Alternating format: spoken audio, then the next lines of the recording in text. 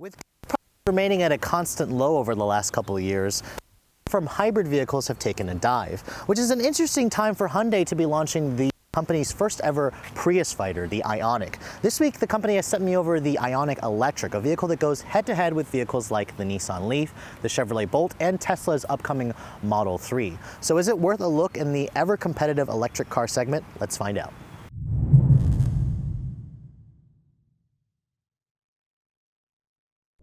Now, when you look at the design of the Ioniq, it has the familiar look that a lot of hybrid or electric shoppers are looking for. Obviously, because I have the electric model, it has a couple of subtle differences. Now, at launch, Hyundai will offer this thing in 3 different versions. There's the regular hybrid, a plug-in hybrid, and the electric, which is currently only initially being offered in California. Now, the biggest difference with the electric is the front end.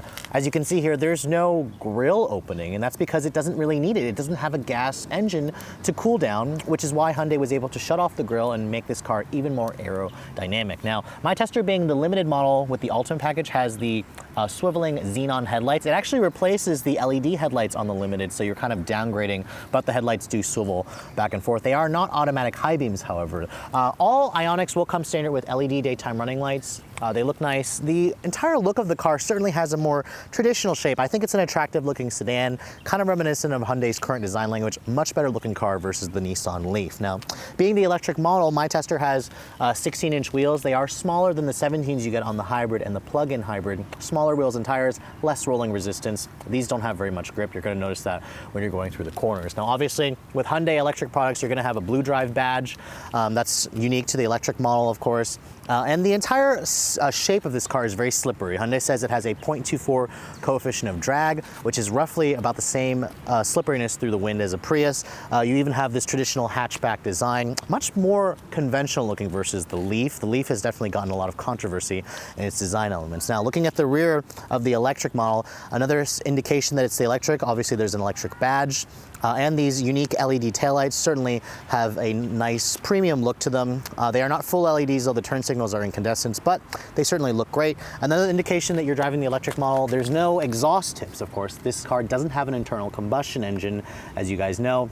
So if you do run out of battery juice, you're going to be ending up stranded on the side of the road. Now, because the Ioniq is a hatchback, you're also going to get very impressive cargo figures when you open up the lift gate. Now, first of all, the electric version does have slightly reduced numbers versus the hybrid. You're still going to get around 24 cubic feet of space with the seats up. Now, obviously, you can see here the floor is raised slightly. That's because the 28 kilowatt hour batteries live underneath the seats and in the cargo area. Now, when you look underneath the floor here, obviously, there's no spare tire. Instead, you get a little bit of storage, but most of the batteries are going to be living underneath the floor here. Now, luckily, the seats also do fold down 60/40 to give you some, added versatility, which is definitely a nice thing to have. The seats don't really fold down completely flat, of course, because again, the batteries have to go somewhere, but you still get that nice level of versatility if you guys need to go for it. Now, when you guys buy an Ioniq EV, you're going to get basically the company's Trickle charging system. This is the one that you can just plug into your standard household 120 outlet.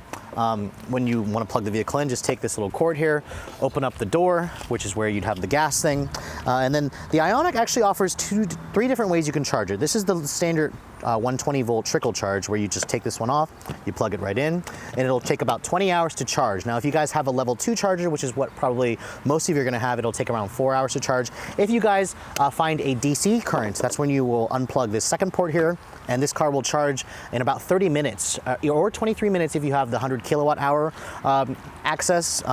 It gives you about 23 minutes, 80% charge, which is definitely the quickest way to do it. However, Hyundai doesn't recommend doing that all the time, as it can run down the actual battery life in the long run. Underneath the hood of the Ioniq Electric, you're going to find obviously just an electric motor. There's no internal gas engine, as I mentioned. Now, Hyundai rates this electric motor at 88 kilowatt hours.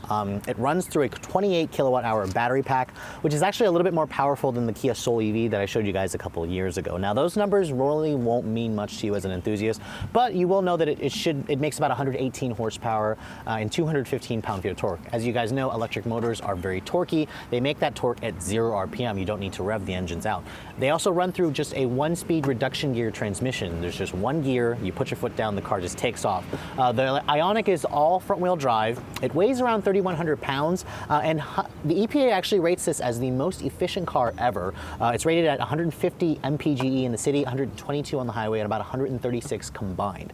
Now, that number is a really high number. It's about 10 to 20 mpg higher than most of this car's direct competitors. And of course, with that really efficient number, you're gonna get about 124 miles of range on this car, which is a little bit better than everything else, like a Leaf, than a Focus Electric, but the 2018 Golf E or e-Golf is also rated about 125 mpg or range. Hyundai is working on extending the range to about over 200 miles, like the Bolt. The Bolt is this car's primary competitor, which also goes about 240 miles of range. 124 is a good start, but I really am looking forward to Hyundai improving this range to over 200 miles.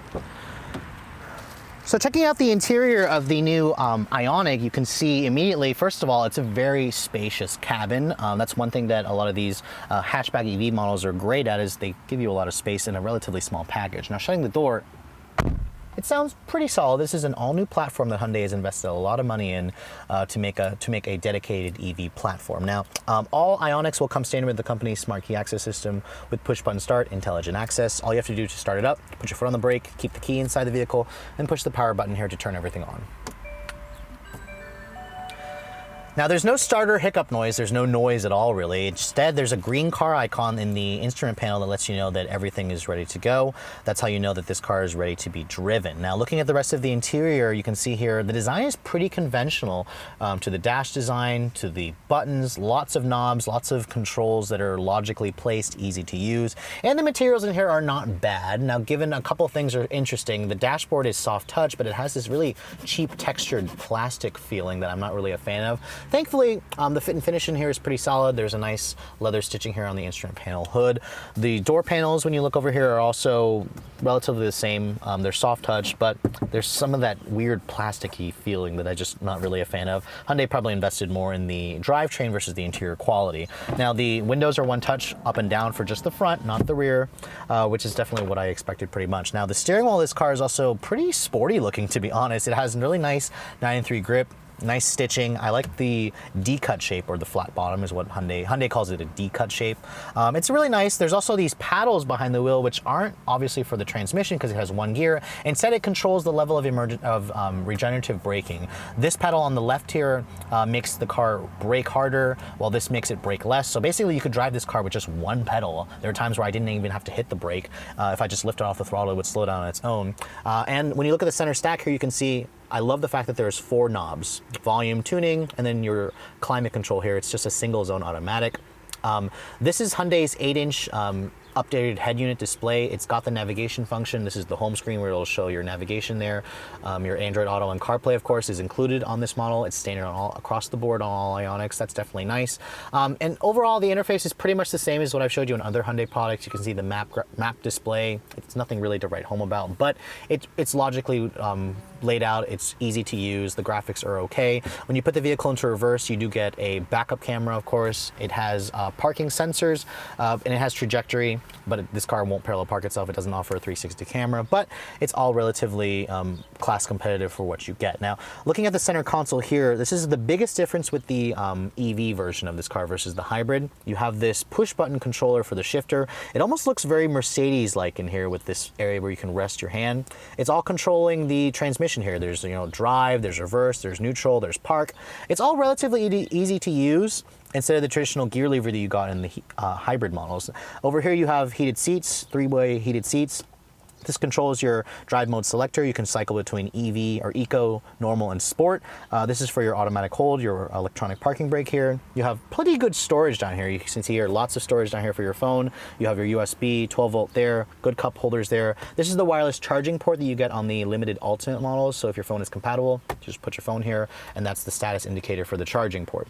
Over here, your center console, it's nice and padded. It's really good storage in here. There's another USB port. It doesn't slide forward or adjust, but it doesn't really need to. It's in a really good position.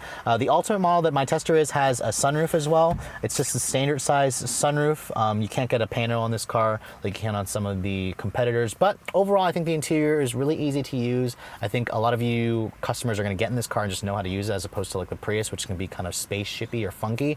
But overall, it's very spacious, and a lot of buyers are probably gonna be really pleased with the simplicity of it. The rear seat of the Ioniq is surprisingly a nice place to spend time for two people. Even though all the batteries live underneath here, as I said, there's pretty good space, so Hyundai has utilized the space very well. You can see here, I'm 5'7". I have really good foot space underneath here, decent leg room. When you shut the door, sounds just as solid as the front. Now, I'm happy to see that Hyundai put rear seat vents back here. There's a slight hump here that does take up some space, but it's nice that Hyundai actually did give you, true 5-passenger seating. Some of the competitors only actually seat 4, where they don't give you a center seat here. Now, there is a nice little armrest here with some cup holders, and the seats do fold down 60/40 to give you that some versatility. And Hyundai also gives you one map pocket, not on this side, but overall the back seat is cozy for 3, but decent for 2 people.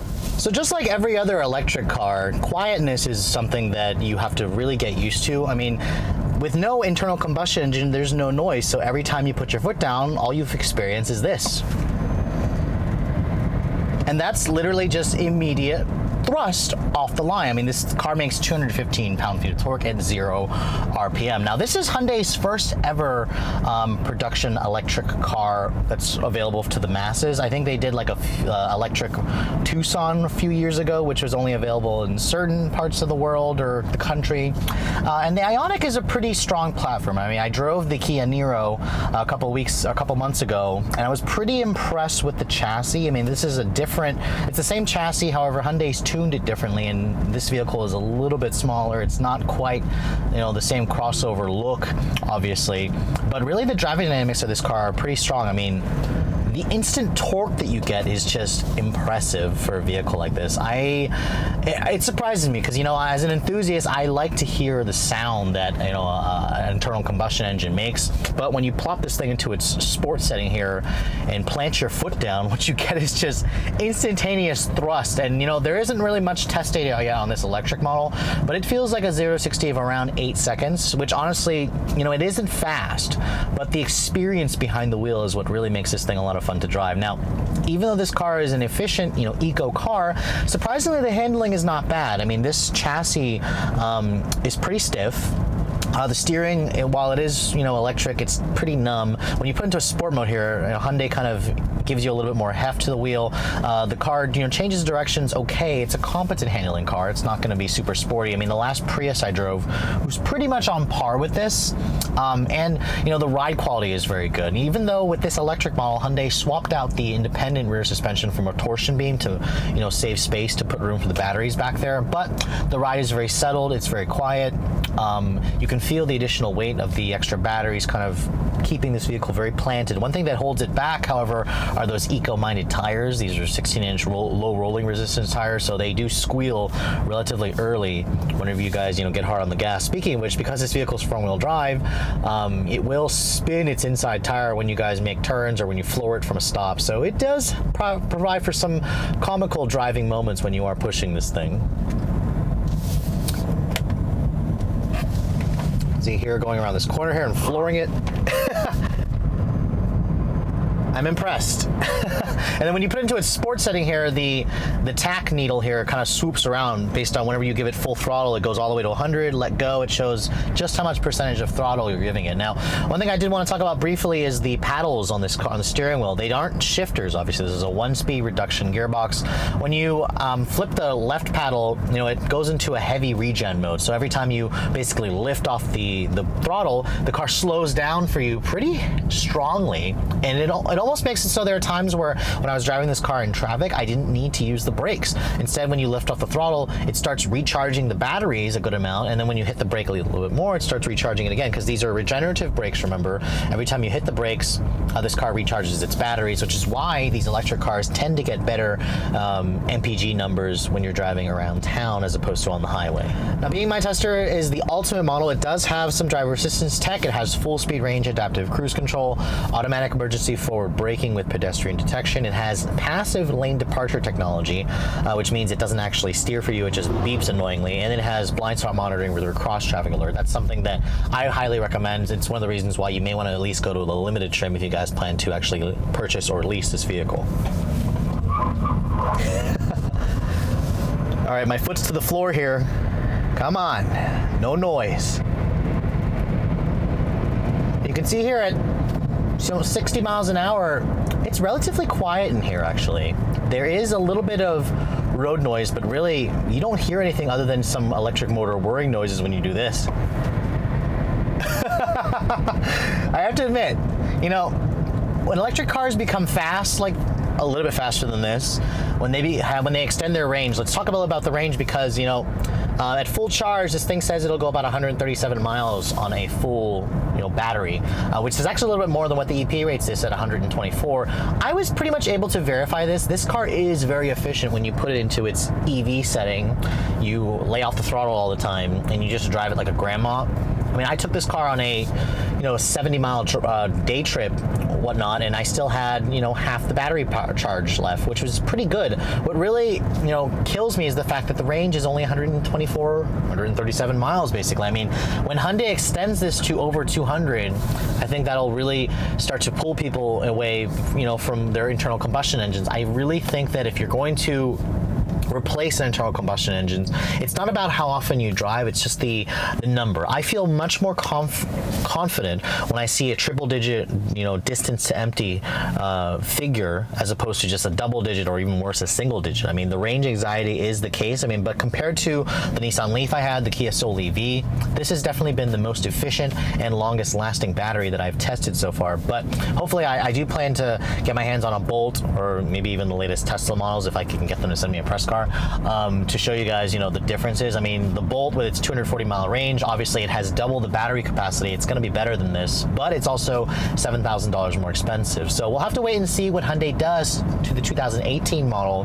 by increasing the battery size, the capacity to improve that range. But overall, I mean, if you need a commuter car, don't want to spend any money on gas, the Hyundai Ioniq EV is definitely something that you should be taking a look at, especially if you guys live in California. That's only where it's available.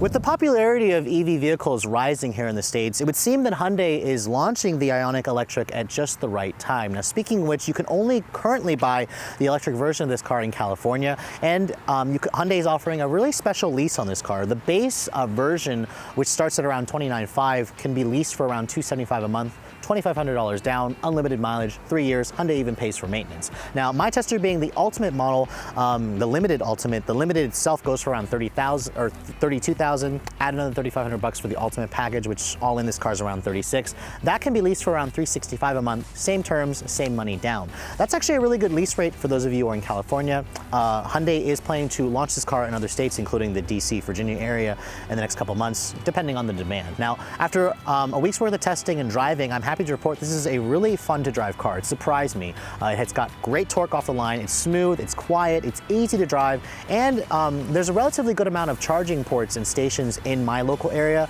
but just know that you really need to have the level 2 charger installed at your home or your garage or whatnot or your work, so you can actually charge this thing in 4 hours. I've been stuck using the Trickle charge, which takes around 20 hours to charge, so it did limit me how far I actually did want to go. Keep in mind, if you guys also find lots of DC charges or charge ports, you can charge this thing in just like 30 miles. Now, with all that said, I think that when Hyundai does extend the range of this car to over 200 miles like they promised for 2018, I think that it'll definitely reach out to a broader range of buyers. With Chevy offering the 240-mile Bolt and then Tesla's going around 300 miles, I think that's really the direction that EVs need to go, and quicker charging times to really start replacing internal combustion engines, especially for those who don't like to deal with range anxiety, myself included. But with all that said, I hope you guys have enjoyed my overview of the 2017 Hyundai Ioniq EV. If you're looking to see the latest cars I'm testing, make sure you follow me on Instagram at Redline_reviews, like us on Facebook, and if you haven't done so, please subscribe to the Redline Reviews YouTube channel for all the latest reviews. Thanks so much for watching, guys. I'll catch you all in the next video.